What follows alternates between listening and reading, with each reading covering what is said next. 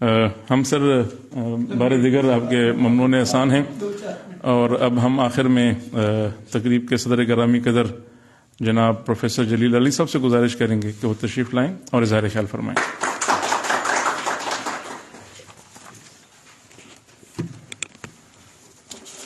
بسم اللہ الرحمن الرحیم۔ صاحبان مسند و معزز طلبات، عزیز طلبات و طالب علم و طالبات، میں سب سے پہلے تو الحمد یونیورسٹی کو مبارک دینا چاہتا ہوں کہ مختلف تقریبات فکری حوالوں سے، تہذیبی حوالوں سے، علمی حوالوں سے جو کروانے کا ایک بڑا ریکارڈ ہے ان کا، تو اس تختہ اعزاز پر اپنے کنٹینٹ کے اعتبار سے آج کا یہ جو مذاکرہ ہے، یہ بھی ایک یادگار مذاکرہ ہے، اس کا ایک اضافہ ہو رہا۔ علامہ اقبال کے بارے میں اور ایران کے حوالے سے بہت ساری باتیں ہوئیں، اور بہت سارا علمی مواد جو ہے وہ ڈاکٹر علی صاحب نے اور اشرف صاحب نے اور پھر سلیم صاحب نے آپ کے سامنے پیش کیا۔ میں کچھ بکھری باتیں عرض کروں گا کیونکہ وہ بہت نالج کی باتیں آپ تک پہنچ چکی ہیں۔ دنیا میں یہ جو شاعر ہوتے ہیں، یہ کبیری وارداتوں کے شاعر تو چند ہی ہوتے ہیں، عام درمیانے درجے کے شاعر تو بے شمار ہوں گے۔ ایسی وارداتیں جو ملٹی لیئرل ہوتی ہیں اور جو عہد ساز ہوتی ہیں، عہد آفرین ہوتی ہیں، وہ چند ایک ہوتی ہیں۔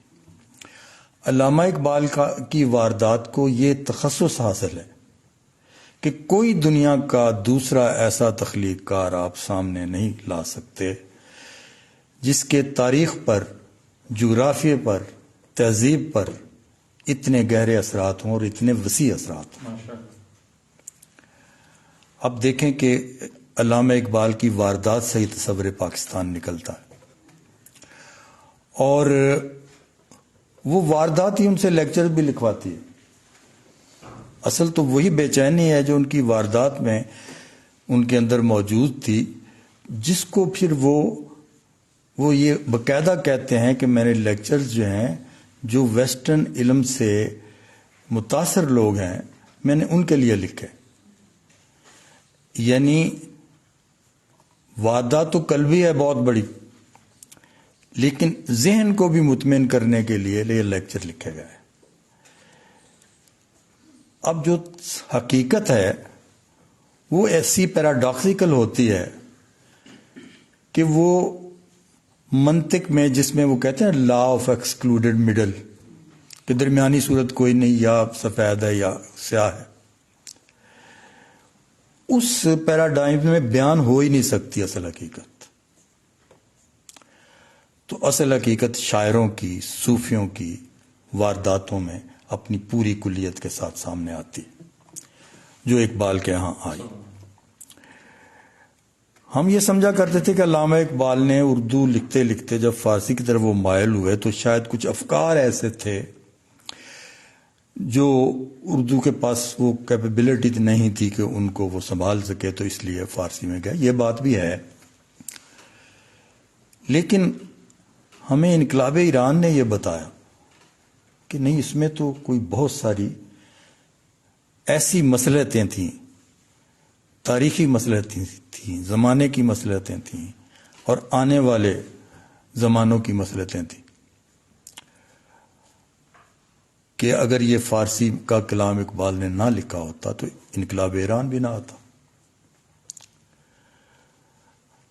تو انقلاب ایران کے حوالے سے مجھے ایک بات اور یاد آ گئی۔ ہماری جو اقبال اکیڈمی کے ایک چیئرمین تھے، میں ان کا نام نہیں لیتا، انہوں نے ظن و ضیاء کے انقلاب کے زمانے میں فتح محمد ملک صاحب کے گھر ہم 4 بندے اکٹھے تھے۔ فتح محمد ملک صاحب تھے، ڈاکٹر رشید احمد مرحوم تھے، میں تھا، اور وہ تھے۔ انہوں نے ایک جملہ بول دیا، انہوں نے کہا جی جتنا نقصان علامہ اقبال نے اسلام کو پہنچایا ہے، اتنا 1400 سال میں کسی نے نہیں پہنچایا۔ اچھا، سب سے پہلے تو یہ حیرانی ہوئی کہ بھئی آپ اقبال اکیڈمی کے چیئرمین. اچھا، میں نے کہا جی کیا نقصان اقبال نے پہنچایا؟ انہوں نے کہا جی علامہ اقبال نے اسلام میں ارتقائی تصورات شامل کر دیے. تو میں کہ کلو یومن ہوا فی شان کا کیا مطلب ہے؟ ہر دن اس کی نئی شان سے طلوع ہوتا ہے. تو میں کہ اقبال نے تو ایک سوال کو فیس کیا کہ بدلتے ہوئے زمانوی تقاضوں میں، تاریخی تقاضوں میں ہم اسلامی کردار کیسے ادا کر سکتے اور انسان کا مقام کیا بن سکتا ہے، کیسے اسے ہم ریکگنائز کر سکتے ہیں. تو آپ اس سوال کو فیس نہیں کرنا چاہتے. پھر انہوں نے ایک دوسرا جملہ بولا جو آج کے موضوع سے بہت تعلق رکھتا ہے. انہوں نے کہا ایرانی علماء نے علامہ اقبال کی خوب خبر لی. اب میں بڑا اس پر حیران ہوا. میں نے کہا جی آپ غالباً شاہی علماء کی بات کر رہے ہیں. شاہ ایران کے زمانے میں جو درباری علماء تھے آپ ان کی بات کر رہے ہیں. یہ جو انقلابی علماء ہیں انہوں نے تو سب نے علامہ اقبال سے لی ہے انسپریشن، اور اس کے نتیجے میں انہوں نے انقلاب برپا کیا. تو ظاہر ہے کہ اس کے بعد ان کے ہاں کوئی جواب نہیں تھا. اسی طرح ایک بات ایک مارکسسٹ نے یہ کہی مجھے کہ علامہ اقبال عالی صاحب فلسفی تو نہیں تھے. میں کہا بالکل ٹھیک کہتے، میں بھی اگری کرتا ہوں، اقبال فلسفی نہیں تھے. اچھا، وہ بڑا خوش ہوا. تو میں نے جب دوسرا جملہ بولا نا، میں نے کہا علامہ اقبال تو فلسفیوں سے بہت بڑے تھے. تو پھر وہ پریشان ہوا کہ اس نے کہا جی کیسے بڑے تھے؟ تو میں نے ابھی شروع میں جس بات سے آغاز کیا ہے، میں نے اسے کہا کہ فلسفے کا جو ٹیکسٹ ہے وہ with the passage of time وہ آؤٹ آف ڈیٹ ہو جاتا، اور جو تخلیقی ٹیکسٹ ہوتا ہے وہ نہیں بدلتا، اس کی انٹرپریٹیشن بدل سکتی. تو وہ بندہ بہت سارے مضامین لکھ چکا تھا. عمران شاہ بنڈر اس کا نام ہے، فلاسفر ہے. تو وہ لکھ چکا تھا کہ جتنی دنیا میں موومنٹس چل رہی ہیں جن کو امریکہ فنڈامنٹلسٹ موومنٹس کہتا ہے، وہ دراصل مزاحمتی موومنٹس. تو میں کیا تم خود لکھ چکے ہو یہ، اور کئی مضامین لکھ چکے ہو. اب مجھے یہ بتاؤ کہ یہ انسپیریشن کس ٹیکسٹ سے آئی ہے جو دنیا بھر میں مزاحمتی تحریکیں چل رہی ہیں، فیتھ کے نام پر چل رہی ہیں. تو یہ تو 1400 سال پرانے قرآنی ٹیکسٹ سے آئی ہے نا. اور اسی ٹیکسٹ کا ایک جنریٹر جو ہے علامہ اقبال بھی ہے، جس نے 20ویں صدی میں اسے ری جنریٹ کیا. تو اس لیے میں کہتا ہوں کہ اقبال جو ہے وہ فلسفیوں سے بڑا ہے. اچھا، یہ بات کچھ تھوڑی سی اسے پہنچی کیونکہ پھر اس کے بعد اس نے کوئی بات کی نہیں. اب دیکھیے علامہ اقبال جب یہ کہتا ہے کہ تہران ہو گر عالم مشرق کا جنیوا، شاید قرائے ارض کی تقدیر بدل جائے. اور وہ جو نظمیں اس کی ہیں جوانان عجم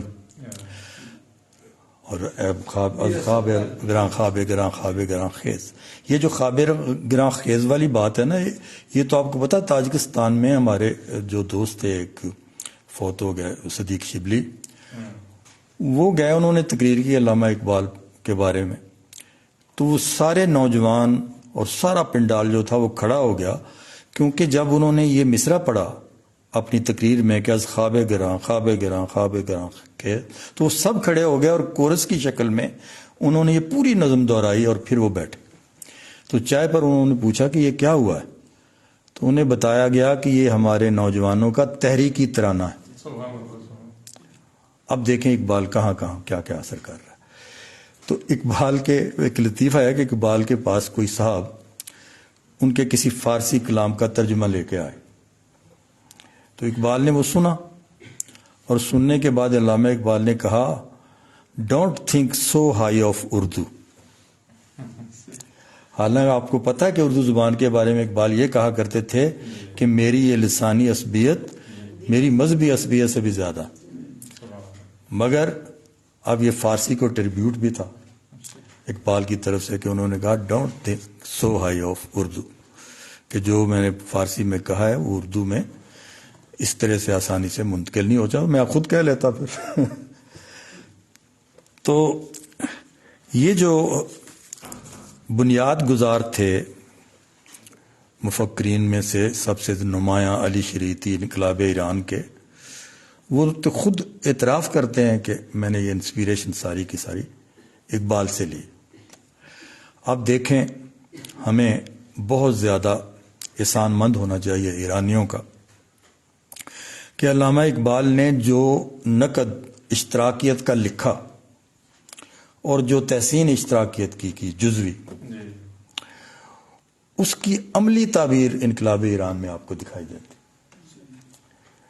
گویا علامہ اقبال کے ان افکار کو میٹیریل سطح پر سچ کر کے دکھا دیا، کنکریٹ کر کے دکھا دیا، سامنے لا کے دکھا دیا۔ تو اسی لیے میں کہتا ہوں کہ ایسا کوئی آپ کو شاعر تخلیق کار نہیں ملتا دنیا بھر کے لٹریچر میں جو اس طرح سے، کیونکہ اقبال جو تھا اس کی واردات یہ سمجھتی تھی کہ تاریخیں بدلتی ہیں، زمانہ بدلتا ہے، وجودی حقیقت جس کو لوگ انٹرنلائز کرتے ہیں، جس کو جیتے ہیں، یہ صرف ذہنی افکار سے نہیں بدلتا، زمانہ ایپسٹیمالوجی سے نہیں بدلتا، صرف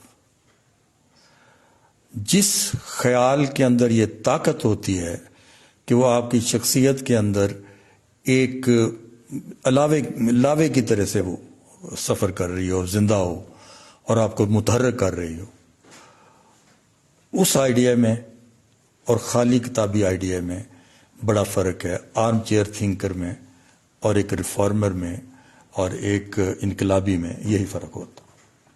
تو یہ ایرانیوں نے ثابت کیا۔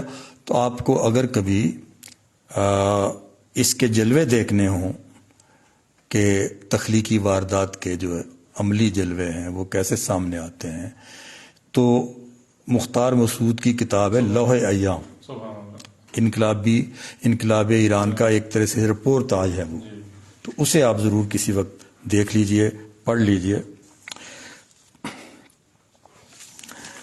اور بہت ساری باتیں میرے پاس پوائنٹس ہیں، بہت لمبی بات ہو جائے گی، میں صرف آپ کو اب یہ کرتا ہوں کہ میں نے کچھ اشعار اقبال کے بارے میں لکھے، وہ سنا کے تو آپ کو اجازت چاہتا ہوں۔ اتنی اچھی اچھی باتیں ہم نے سن لی، بہت ساری۔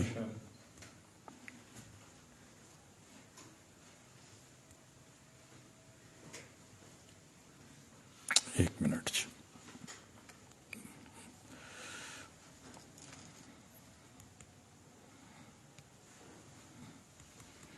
یہاں ذرا تھوڑا سا وہ کم آ رہا ہے،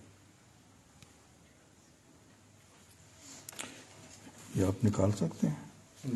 بیاد اقبال لیکن بیاد اقبال ذرا اس پر نکل آیا، تھینک یو، آ گیا جی۔ یہ 5-7 شعر ہیں۔ رہتی تھی کوئی برق تپاں قلب و جگر میں، ایک ہجر کے رکھتا تھا اسے شوق سفر میں۔ رہتی تھی کوئی برق تپاں قلب و جگر میں، ایک ہجر کے رکھتا تھا اسے شوق سفر میں، کیوں حشر اٹھاتا نہ جنوں اس کا فلک پر، لاتا تھا ستاروں کی خبر ثانیہ بھر میں، دیوار ٹھہرتی کوئی کیا اس کے مقابل، ایک دشت ابد گیر کا سودا تھا جو سر میں، وا کر کے دلوں بیچ نئے دہر دریچے، کہتا تھا کہ مت قید رہو شام و سحر میں،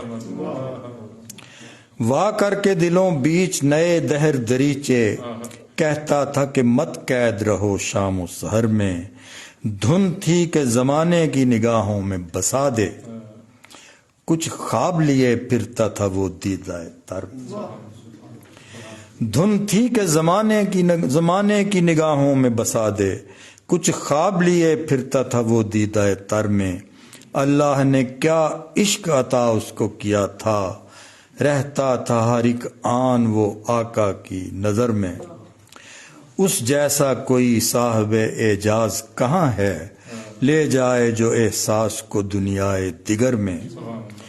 جوں جوں کہ گزرتا چلا جاتا ہے زمانہ، آتا چلا جاتا ہے جہاں اس کے اثر میں۔ تو میں جناب آج اپنے آپ کو بہت خوش قسمت سمجھتا ہوں کہ اس فنکشن کے ذریعے جناب علی صاحب سے، ہماری کاؤسیر نجات صاحب سے ملاقات ہو گئی۔